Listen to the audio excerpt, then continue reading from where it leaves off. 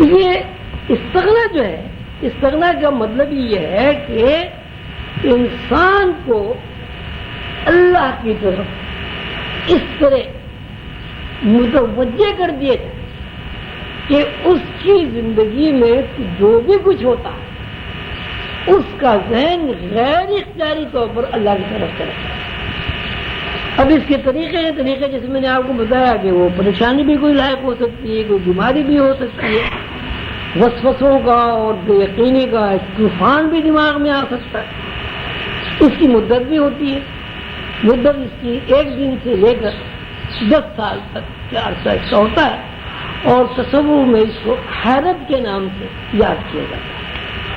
یعنی انسان کے اوپر ایسے خیالات کی فلم ڈسپلے کی جاتی ہے اس کے ذہن کے اوپر کہ جس میں بے یقینی، شک و شبہ، وسوسے اور نا امیدی کے نقوش بہت زیادہ ہوتے ہیں۔ جیسے جیسے وہ فلم کے نقوش اس کے ذہن کے اوپر ڈسپلے ہوتے ہیں، اسی حساب سے وہ پریشان ہوتا ہے، اور جب پریشانی اپنی آخری انتہا کو پہنچ جاتی ہے تو اب یہ پیر و مرشد کا کام ہے کہ وہاں سے اسے نکال کے وہ دوسری پریشانی میں ڈال دیتا ہے۔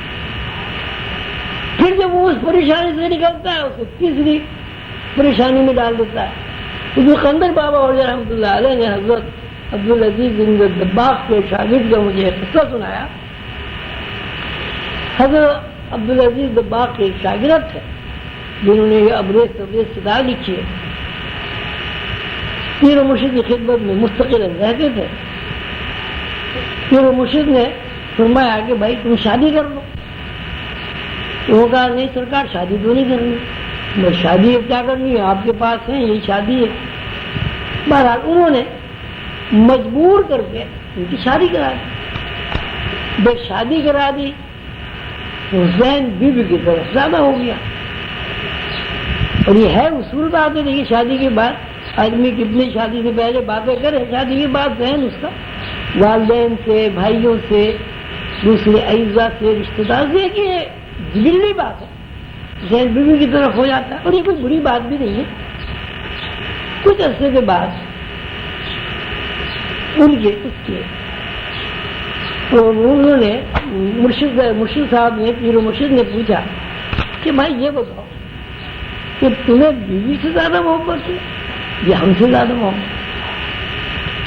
انہوں نے کہا کہ صاحب مجھے تو بیوی سے زیادہ محبت ہے۔ مگر کیسی ناانصافی کی بات ہے بھائی شادی ہم نے کرائی اور محبت بیوی سے تم زیادہ کر رہے ہو بھائی۔ تو صاحب میں کیا کروں، میرا جو دل ہے تو میں نے سچی بات کہی دی۔ ہو گیا نہیں، یہ غلط ہے۔ جس آدمی نے تمہیں تحفہ دیا ہے اس آدمی کی قدر و منزلت زیادہ ہونی چاہیے تحفے سے۔ تحفہ تم استعمال کرو، تمہارے استعمال کے لیے دیا، لیکن قدر و منزلت کی بات جو ہے وہ اس آدمی کی زیادہ ہے جس نے تمہیں تحفہ دیا۔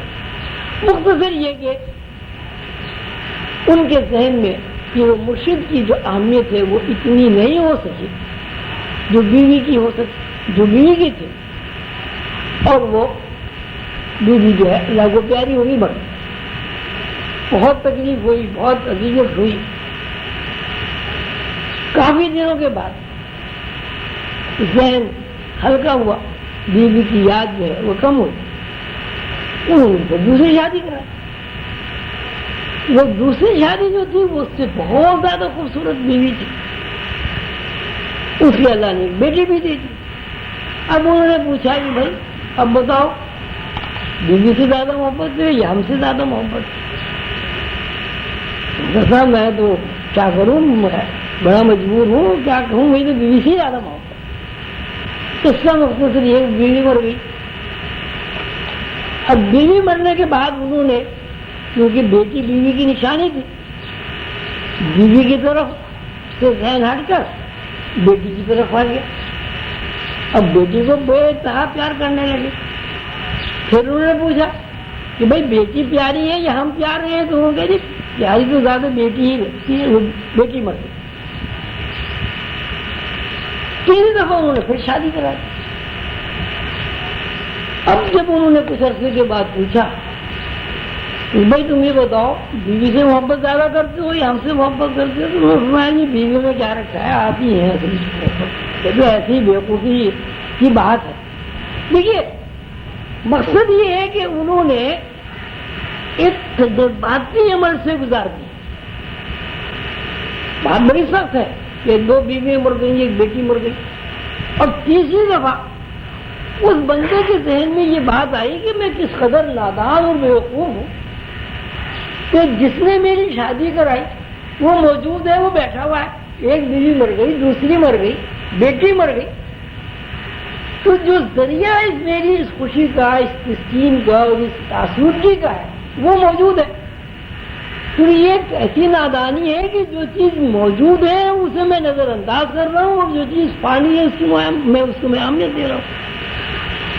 تو استغنا کی صورت یہی ہے کہ جب اس بندے کے ذہن میں یہ بات آ گئی کہ پیر و مرشد ہی سب کچھ ہے، تو اس کا مطلب یہ ہوا کہ پیر و مرشد کے اندر جو اللہ تعالیٰ کے ساتھ تعلق اور قربت ہے وہ اسی وقت منتقل ہوگا کہ جب وہ ہر چیز سے زیادہ پیر و مرشد کو عزیز رکھے۔ زبانی جمع خرچ تو بہت ہوتی ہے، بہت سارے لوگ کہتے ہیں کہ صاحب اللہ میں ہماری عمر تمہیں لگ جائے، ہم مر جائیں تم جیتے رہو، یہ سب باتیں ہیں زبانی، اس کا کوئی تعلق نہیں ہے۔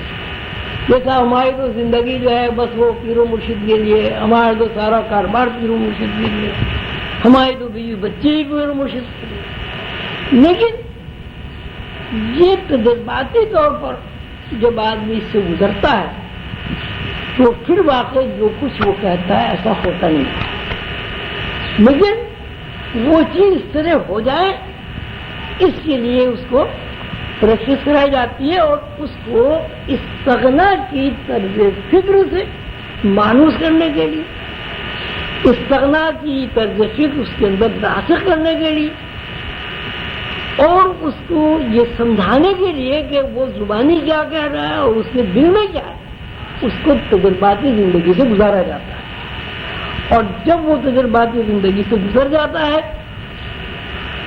تو چونکہ مشاہدہ بن جاتا ہے، اس لیے زندگی کی کوئی بڑی سے بڑی چیز اسے متاثر نہیں کرتی اور وہ اللہ سے غافل نہیں ہوتا۔ اب اس سلسلے میں یہ ہے کہ استغنا کے بارے میں جب آپ غور و فکر کریں گے تو وہاں یہ دیکھیں کہ جب آپ پیدا ہوئے تو آپ نے اپنے لیے کوئی چیز نہیں بنائی، نہ کپڑے بنائے، نہ پانی بنایا، نہ جو آپ نے ماں کا دودھ پیا ہے وہ دودھ بنایا۔